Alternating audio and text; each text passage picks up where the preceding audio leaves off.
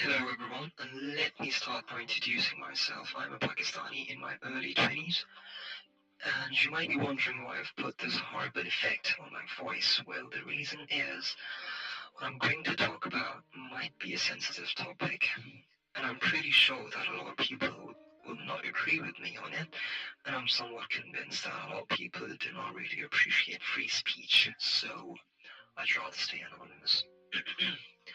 The reason I'm making this video or podcast, or whatever you want to call it, is because I've been following the political situation in Pakistan and I just want to get my voice heard. Now, as you all know, the Pakistan Tehreek-e-Insaf or Imran Khan or Inqilab or simply Tsunami has been very active lately. They've successfully broken into the youth market and they're getting popular day by day. And that is exactly what I want to talk about. I don't have a degree in political science. I haven't read everything that Chomsky had to say about the world, but what I do have is common sense and awareness. I can think for myself. Now, let's talk about Imran Khan. I'm sure almost everybody knows that Imran Khan used to be a playboy in his time in England with his lavish lifestyle and whatnot, and then he transformed into this inverted commas pious, righteous, and modest man. Now, I don't have anything against him going for a night out and bringing home two beautiful ladies and opening their square legs. I don't have anything against that. But what's more important is the change.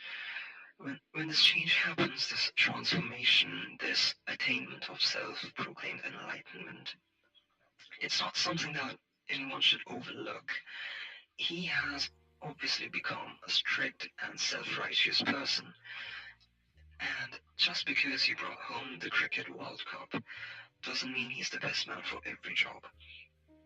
He's always been a treat for the crowd, there's no doubt about that, but that does not qualify him for anything.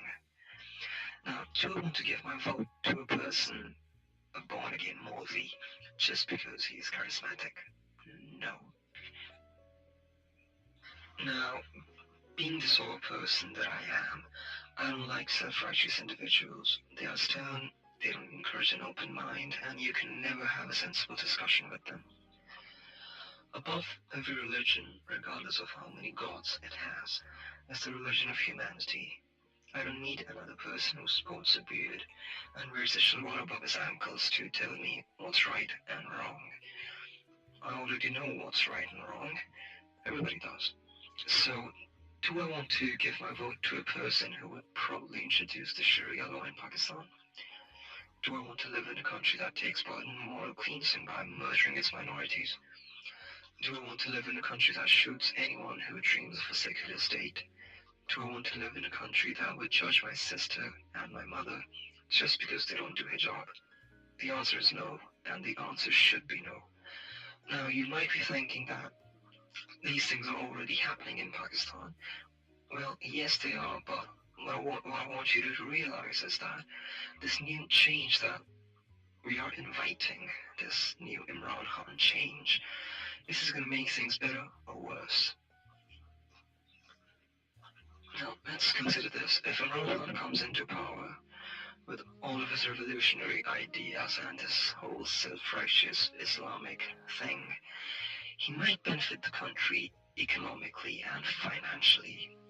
That is still a maybe, but with his ideas and morals, he might just turn this country into a kindergarten for extremism. He might turn this great nation into another, let's say, Israel, which is buried under a thick layer of religion. So please think about it. We do want to change, but are we ready to go down this road? Now, lastly, I'm not going to dive too deep into this Sita White case. But as far as my knowledge of it goes, Imran Khan is denying someone the most basic of human rights. Well, I don't know about him, but for me, that is a big thing, that is a sin. And sadly, he has based his morals on stories that might or might not be true, and now he wants the whole country to take part in this idiotic game of his. So please, don't be a fool and blindly follow the Pied Piper. I know the grungy posters, all the Facebook pages, all those concerts, and the sound of a revolution might tinkle your mid-wickets, but take off your blindfolds and think. Thank you for listening.